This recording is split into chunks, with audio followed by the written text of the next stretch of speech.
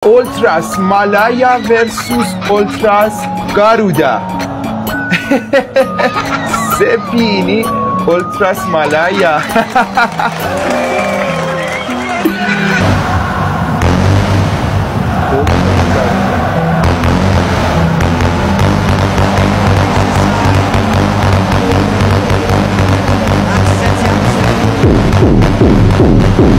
Timnas Indonesia kena ayam dengan Malaysia. Revolusi Harimau Melaya sudah pun bermula. Baru-baru ni TNJ dah share dah dia punya plan untuk nak rebuild balik FAM dan juga skuad Harimau Melaya. TNJ merupakan salah seorang individu utama dalam proses rebuild Harimau Melaya. Pau Martin yang kurang perform tu akan digantikan dengan jurulatih yang lebih power. Anak buah Hanch Postecoglou, Peter Klamoski akan jadi ketua jurulatih Malaysia. Fan-fan Indonesia, dengar sini, Peter Klamoski akan bawa Malaysia pergi ke Piala Dunia. Fans dari Malaysia jumawa kalau Indonesia bertemu Malaysia akan jadi ayam-ayaman Malaysia. Dia mengklaim kalau pelatih Malaysia yang baru akan membawa timnas Malaysia mengalahkan Indonesia, dan ketika Indonesia ketemu Malaysia, Indonesia akan dijadikan ayam-ayaman oleh Malaysia. Benarkah begitu? Kesombongan di negara sebelah memang di luar nurul.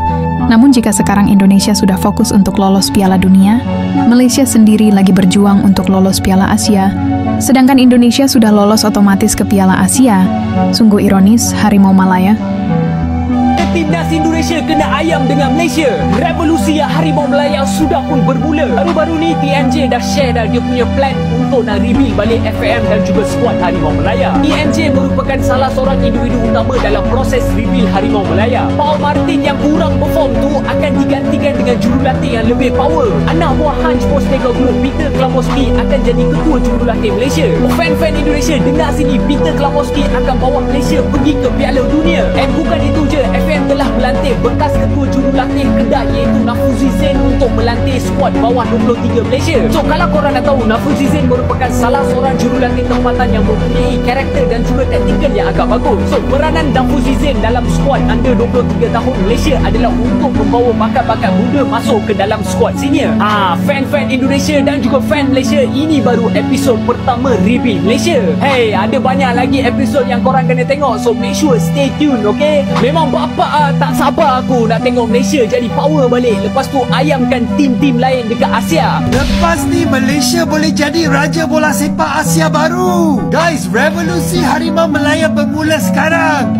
Inilah pengumuman yang ditunggu-tunggukan oleh peminat bola sepak Malaysia dan juga jiran serumpun. Semalam TMJ telah berkongsi rumusan pendek rancangan penstrukturan semula FAM di social media. Baru beberapa jam yang lepas, official statement telah dikeluarkan oleh FAM dan Peter Klamoski, bekas manager FC Tokyo, akan mengambil alih tempat Pau Martin. Bagi kawan-kawan yang tak tahu, Klamoski ini merupakan penolong jurulatih kepada manager Spurs Hanch Postecoglou ketika Australia menjulang Piala Asia 2015. Nafuzi Zain, bekas manager Kedah, pula akan membimbing pasukan bawah 23 tahun kita. Pengalaman Nafuzi dalam mengendalikan pasukan bawah umur memang padu apabila beliau berjaya membawa Kelantan menjuarai Piala Presiden sebanyak 3 kali. TMJ juga berkongsi medical team dan teknologi baru akan diperkenalkan untuk memberi impak kepada pasukan kebangsaan. CEO dan technical director juga akan diumumkan dalam masa yang terdekat untuk rombakan struktur FAM. Dan yang paling menarik, data pemain warisan yang bermain di luar negara akan diminta daripada FIFA, dan ini akan menambahkan kekuatan skuad utama kebangsaan dalam masa terdekat. Ini baru saja permulaan dan abang tak sabar nak tengok lagi rancangan TMJ untuk menaikkan bola sepak tempatan. Macam inilah baru ada peningkatan. Apa benda ni weh?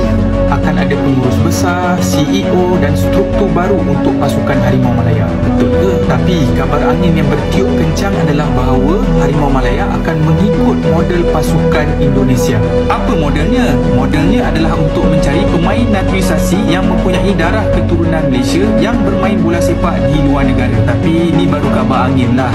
Tak tahu lagi kesudahannya. Antara calon-calon pemain naturalisasi menurut laporan adalah pemain tengah Burnley Josh Brownhill. Yang kedua, pemain tengah dari Holland Shepperman. Yang ketiga, pemain pertahanan MK John Sam Shering. Yang keempat, pemain attacking Burnley Zian Fleming. Yang kelima, pemain sayap muda dari PSV Iggy Huben.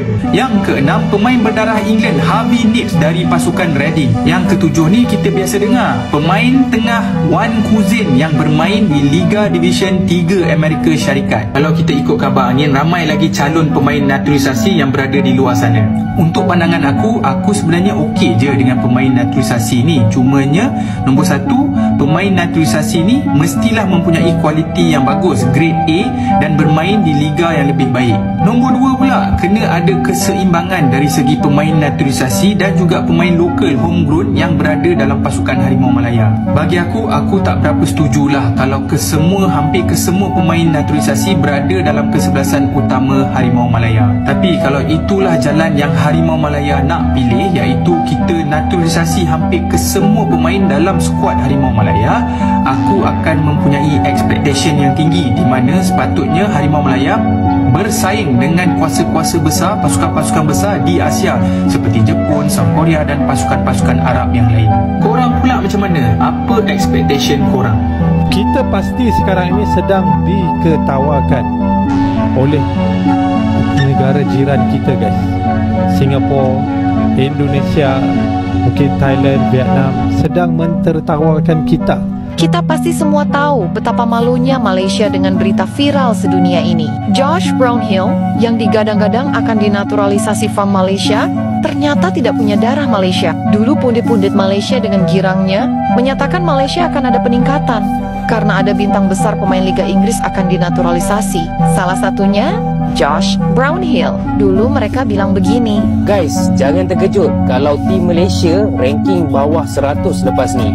Sebab dengar cerita ada 2 player naturalisasi yang akan diserap masuk ke skuad Harimau Malaya. Pemain EPL nak masuk Harimau Malaya. Yang terkini, Kapten pasukan Burnley Josh Brownhill telah mengesahkan bahawa dia mempunyai darah Malaysia. tapi sekarang jadi begini. Berita buruk, guys. Josh Brownhill bukan pemain warisan Malaysia. Aduh, apa benda ni, weh? Berita paling panas dan sensasi pada hari ini apabila seorang pemain bola sepak yang sebelum ni digembar-gemburkan mempunyai darah Malaysia telah pun mengeluarkan statement yang dia langsung tak ada kaitan dengan Malaysia.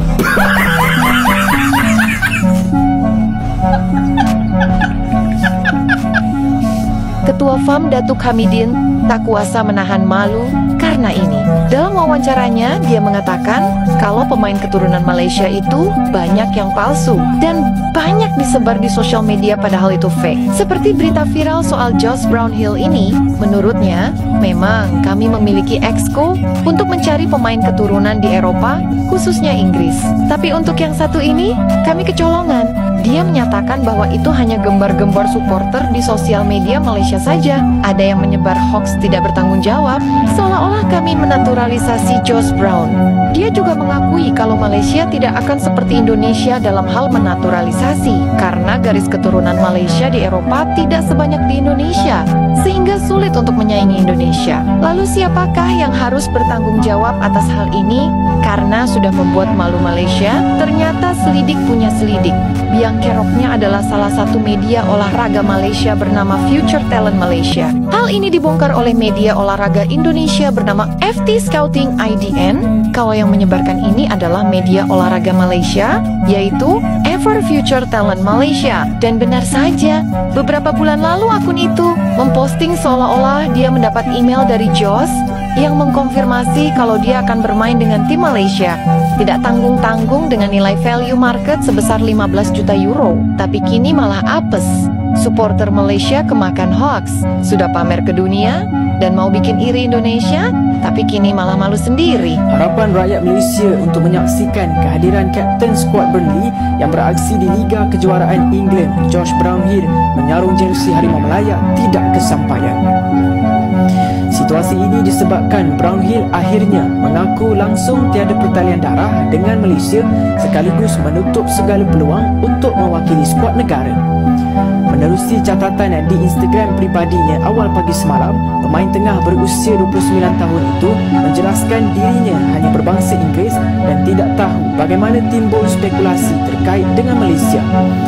Pemangku Sultan Johor Tunku Mahkota Ismail Sultan Ibrahim turut mendedahkan tangkap layar perbualan dengan Brownhill dan lega apabila bekas pemain Bristol City itu mendedahkan situasi sebenar. Nama Brownhill sebelum ini telah dikaitkan sejak pertengahan tahun ini oleh ejen pencari bakat di media sosial. Namun ramai yang meragui status ejen tersebut sama ada sahih atau sebaliknya. Kita pasti sekarang ini sedang diketawakan oleh negara jiran kita guys. Singapura, Indonesia, mungkin Thailand, Vietnam sedang mentertawakan kita disebabkan kesilapan kita sendiri. Yang mempercayai page-page sukan yang mengeluarkan berita hoax apabila mengatakan bahawa Kapten Burnley Josh Brownhill ni ada darah Malaysia.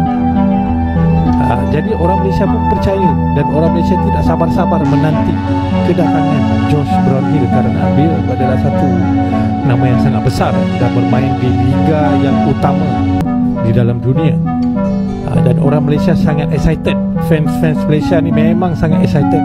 Dah tak sabar nak menyaksikan Josh Brownhill ni menyarung jersey Malaysia. Tetapi telah pun dikonfirmasi oleh Josh Brownhill. Dan beliau telah akui yang beliau tak ada darah Malaysia dan beliau pun tak tahu daripada mana datang berita yang mengatakan beliau ada darah Malaysia.